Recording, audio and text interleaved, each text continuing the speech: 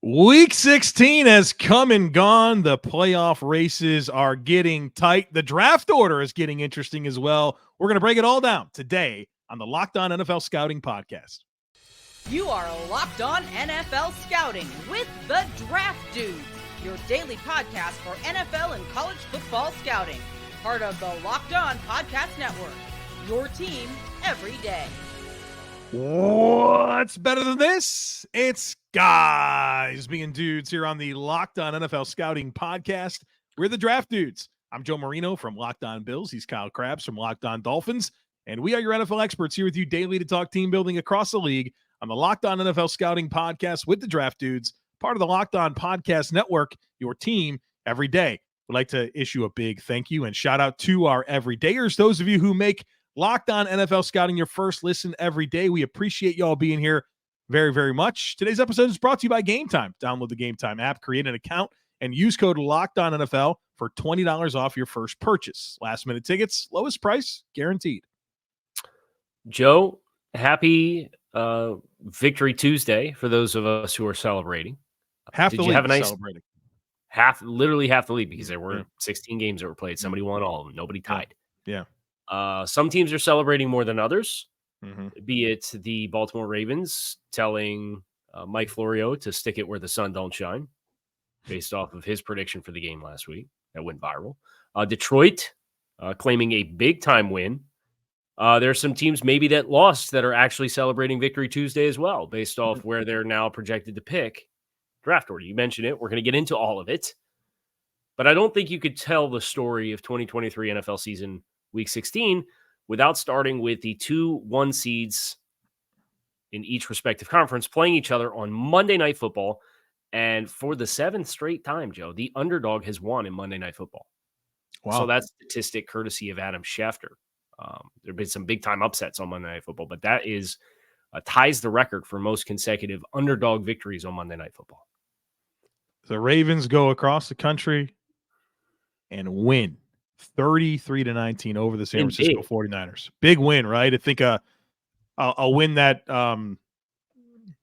for Baltimore, they got to feel good, right? They're the one seed in the AFC. They get a chance to play Miami next week. To really, I guess, put an exclamation point on that being their status when it's all said and done. Defensively, Baltimore showing kind of that tried and true gritty, hey, we're going to be physical for the entire game and make it really tough on you.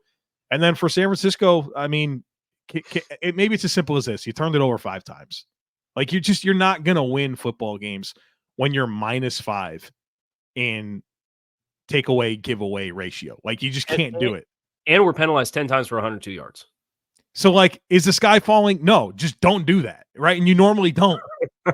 You're right. Like, and I know that you buy into this as well, because it's basic. If you've watched the NFL for any portion of your life, it's never as good as it seems, never as bad as it seems, right? Right. Come on, like you had a goofy game, you got it out of your system. Philly and Dallas don't look like they're quite the juggernauts creeping at your, nipping at your heels here in the NFC. It's going to be okay. Yeah, I think that the biggest thing for San Francisco to worry about is the injuries coming out of this game, with Trent Williams with a groin injury and Brock Purdy leaving the game, I think, for the second consecutive week with a stinger. Yeah, it's and not good. Sam Darnold comes. So, like, that's what you got to be conscientious of if you're San Francisco. Now, the good news is you got Washington next week, who's all but laid down and is ready for this year to just be over. So ideally, you get a little bit of time. If you got to work with Sam Darnold for a week and get Brock some rest, you'd like to think you can do that and still take care of business easily. Now, for Baltimore, winning the battle and hopefully not losing the war. I haven't seen any updates as of this morning on Kyle Hamilton. Have you? Yeah, I haven't. He's having such a great season too, man. No idea what the status is there. He'll be important for their stretch run. Doesn't look bad, courtesy the Baltimore Sun. Good. Via John Harbaugh. Doesn't look bad for anybody when it comes to injuries. So more information on Tuesday, but it's fairly optimistic about receiving positive news. Yeah, big win for the Ravens, 49ers. You're going to be all right. Now, I'm sure you're very dialed in on this. Is there a 1 seed clinching scenario next week for Ravens and Dolphins? Does the winner of that game? Baltimore will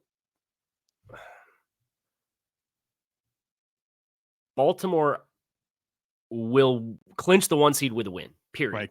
Because they would have 3 losses. The Dolphins would then have 5 going into week 17, week 8. Well, and also the other team to watch is Cleveland. There are 3. Right. 3 teams are mathematically, not to get into the playoff outlooks entirely, but there are 3 teams that are mathematically eligible for the 1 seed in the AFC. It's Baltimore, Cleveland, and the Dolphins.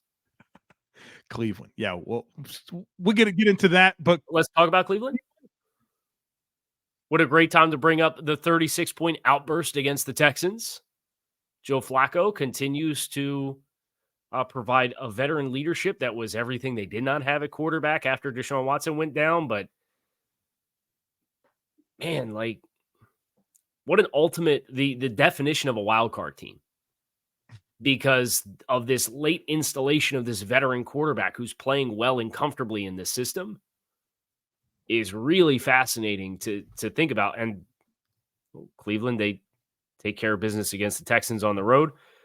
They're at home on a short week against the Jets this week, Joe. Yeah, they're going to win out, and then they play like close the season. Cincinnati, yeah, they're now probably going to win. Cincinnati would be interesting depending on the playoff race because there's Bengals probably not going to have a lot of tiebreakers, and they play Kansas City this week, so they may be mathematically out of it. But you have a bunch of teams that are 8-7, including 3 in the AFC South. Anybody want to win this division, Joe? Anybody want to win the AFC South?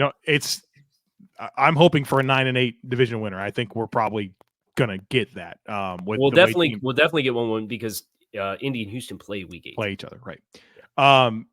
Cleveland. You mentioned Joe Flacco, Amari Cooper, man. Like there are games, and I texted this while the game was happening. There are just times where you watch Amari Cooper and you're like, are we sure this guy's not the best receiver in the NFL? And this is one of those. I mean, all-time great performance. The single season record for yards for the Cleveland Browns, breaking Josh Gordon's number, 11 for 265, 2 touchdowns. He was in another planet in this one, and I think their skill sets, him and Joe Flacco, kind of work, right. And Flacco's really, I think, unlocked a lot with David Njoku as well. Yeah. It's certainly a little bit of chemistry from their time together with Elijah Moore with the Jets.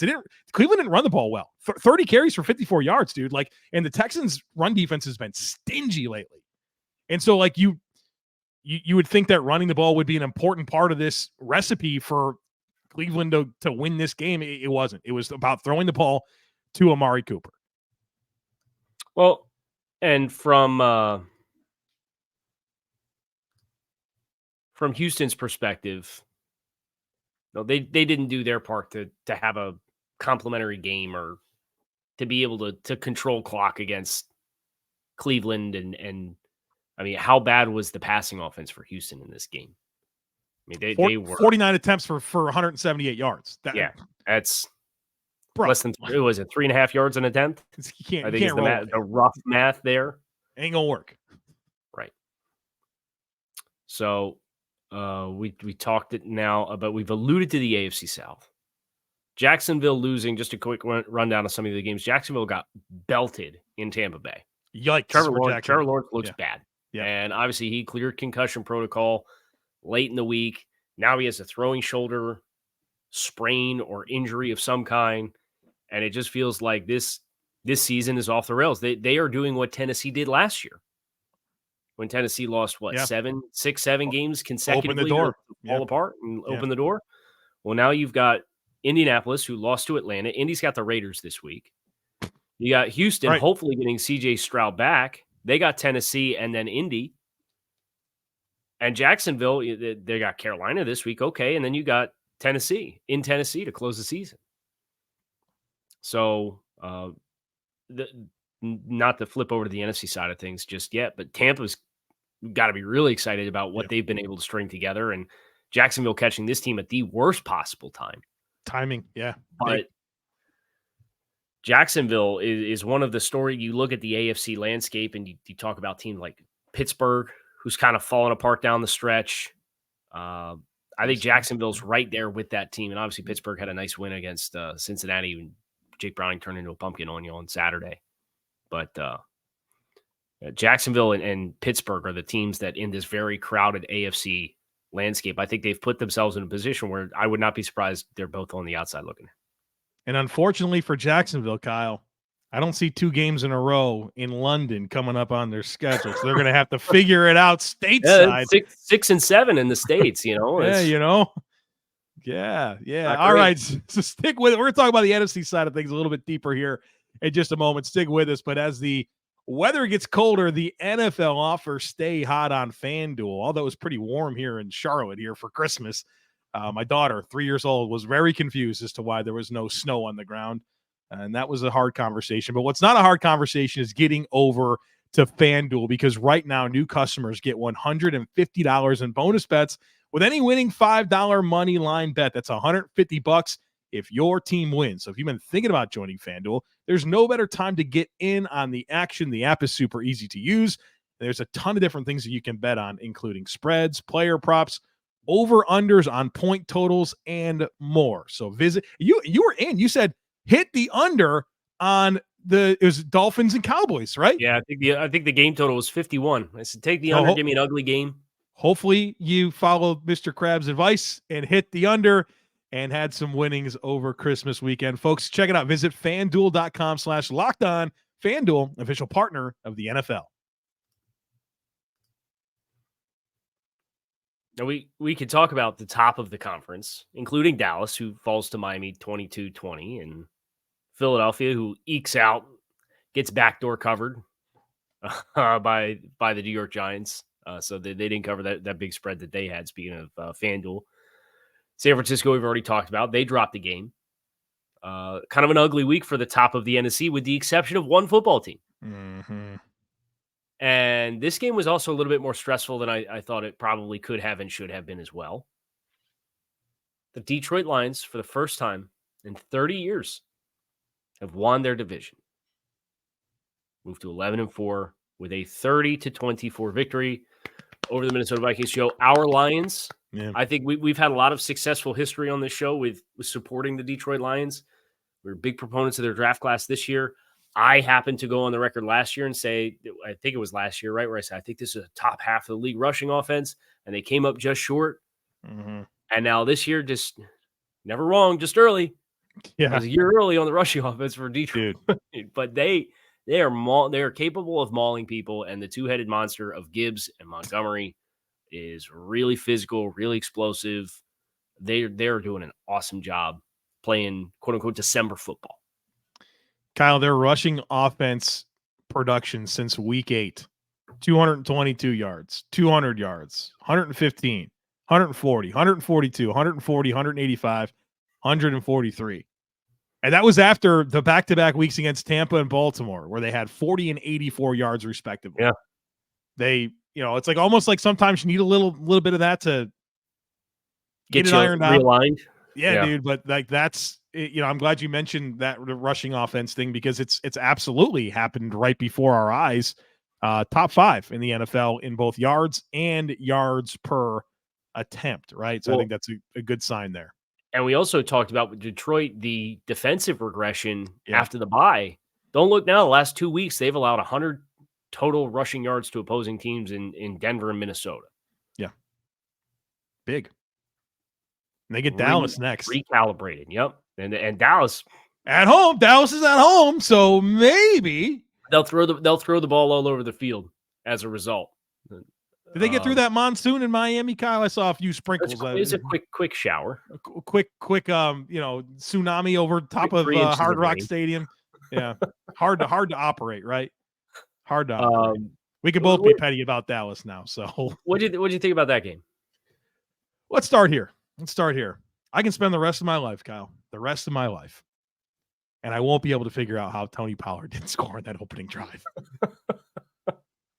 And how costly was that? They friggin' fumbled. There's no doubt in my mind. I don't have any statistical evidence to prove this. There's no doubt in my mind that the Miami Dolphins lead the NFL over the last, maybe 3 years in fumbles that result in a recovery within the 5-yard lines on either side of the field. Happened to Baltimore.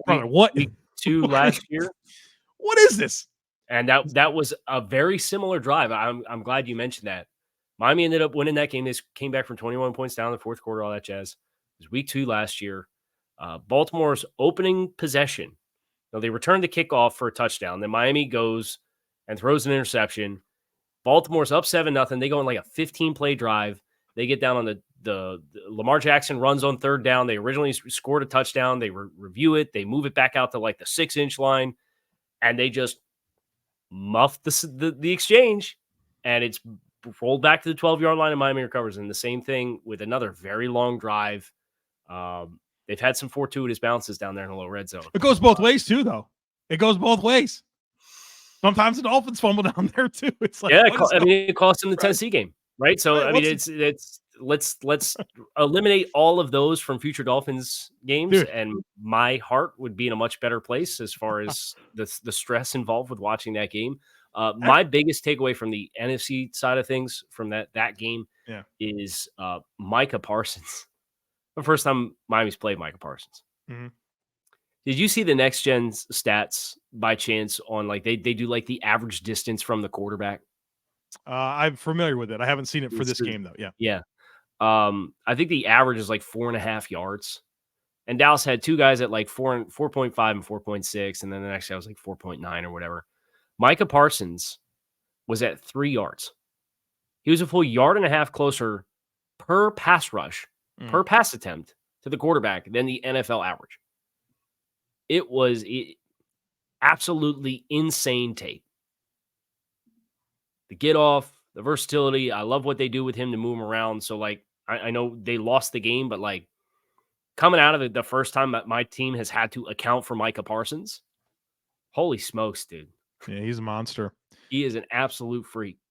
All right, some more thoughts in this game. The whole thing with Dallas on the road, it's undeniable, right? Like they're not the same team. That's a big deal. I find myself on the Miami side of things, probably really encouraged defensively with kind of what they've shown here down the stretch. I know the story of this team feels like the offense and stylistically how they play, the number one scoring team in the league, Tyreek Hill, all that type of stuff. But like defensively, I mean, look at what they've done since the bye. They've given up 13, 13, 15, 28, and that was a goofy 28, 0 and 20. Right? Like, well, even the 2 weeks before that was 17, and then 21 to Kansas City, where the 7 of that was a defensive score. Yeah. So really, since the Philly game, the defense has been really good. They're not giving up yards either. How many times has a team gone over 350 yards over against Miami since then? One time. Yeah, and I can tell you, Tennessee got 150 yards offense in the last 2 possessions in the final 4 minutes. That's over 300. I mean, these teams aren't getting yards, man. Like most of these teams are like under 250. I mean, the point I'm trying to make is we could talk about the scoring offense and the explosiveness of the offense.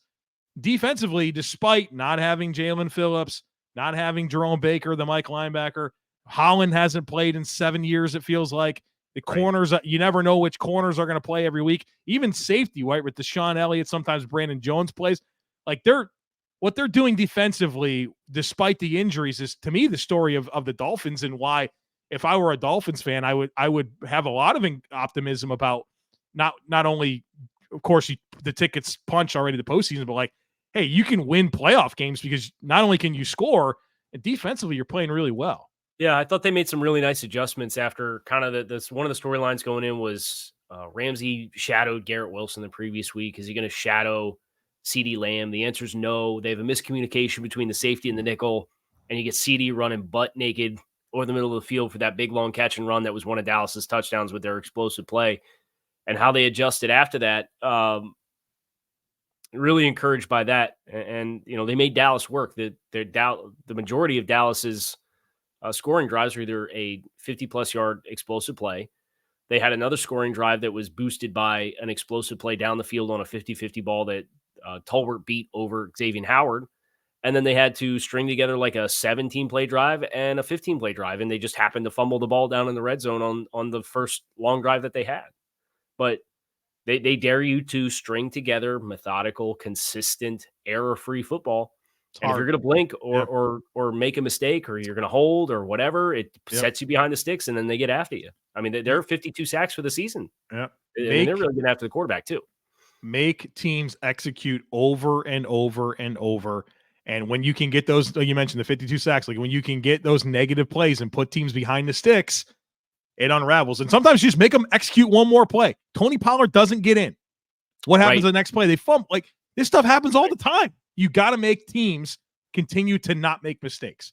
And then if you can be dynamic on top of that, you got something. And I think for the Dolphins, that's huge. So, all right, we'll talk a little more. Draft order. We'll talk AFC and NFC. We'll get into some more of the games that happened from a closer look through the lens of the playoff races and the draft order. That's up next here. Locked On NFL Scouting. Stick with us.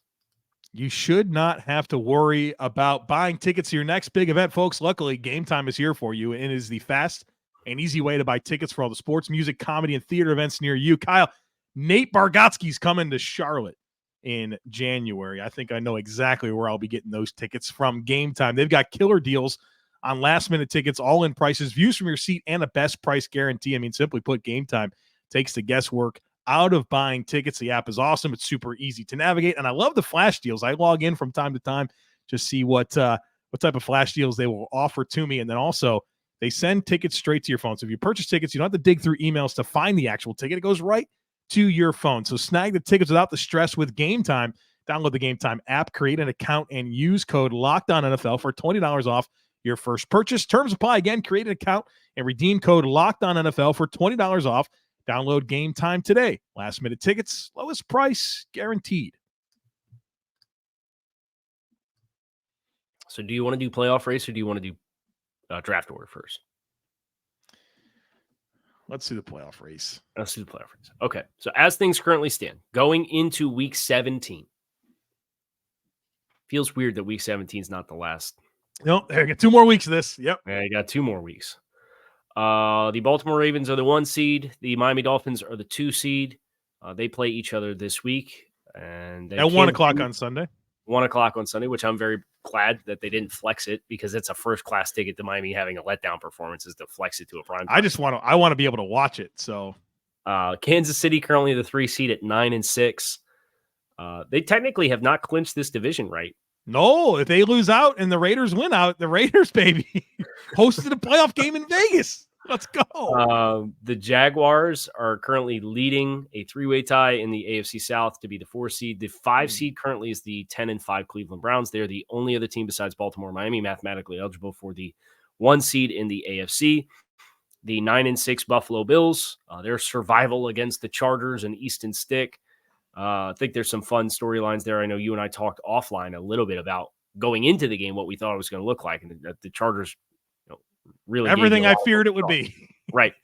And then the Colts are currently the 7 seed at 8-7, leading a tie against the Houston Texans, also 8-7. And then the 2 other AFC North teams, the Pittsburgh Steelers and the Cincinnati Bengals, with the Raiders and the Broncos on the outside looking in as well at 7-8.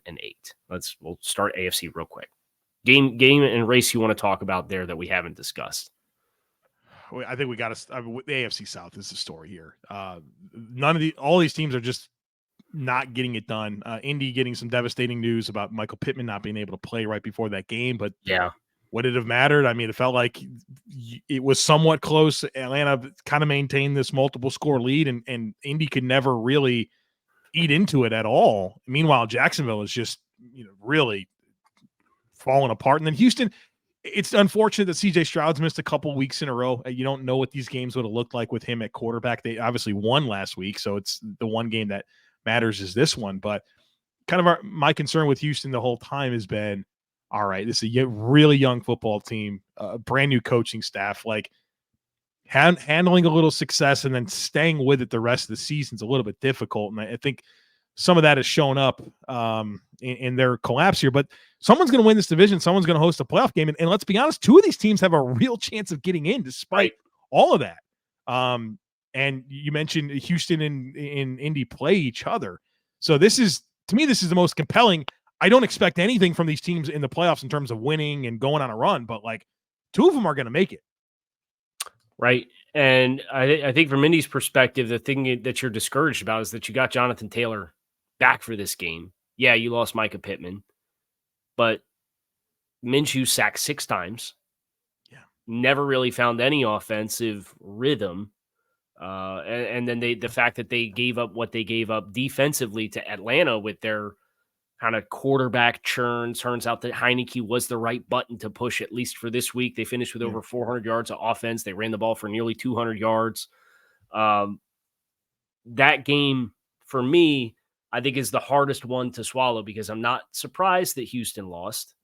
I'm not surprised with what Jacksonville's playing like, that Jacksonville lost, and they played a Tampa Bay team that's getting hot.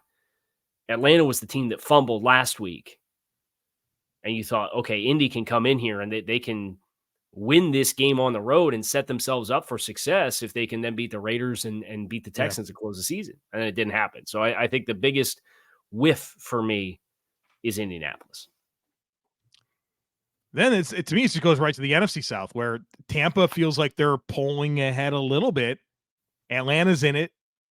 New Orleans, we'll see.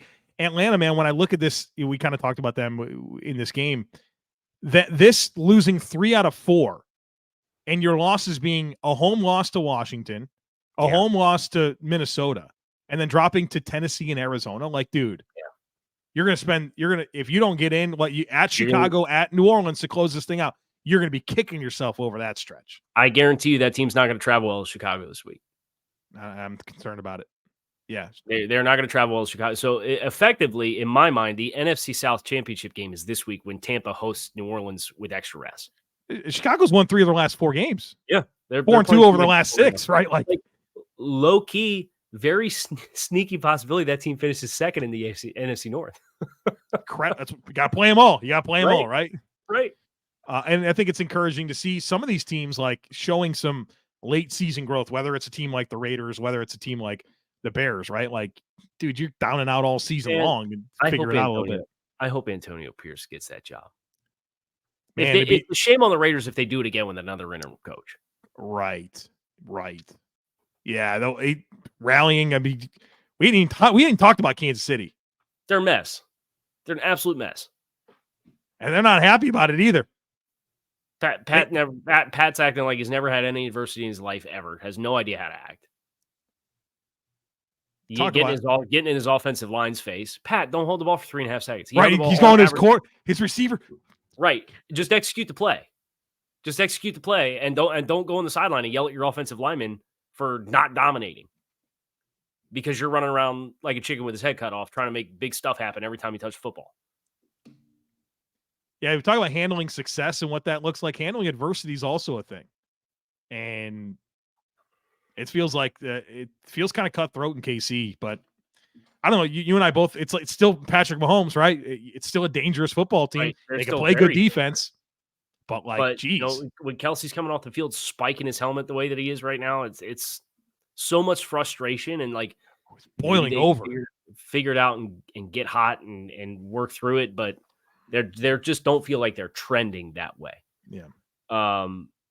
We talked a little about the NFC race. How about the draft order?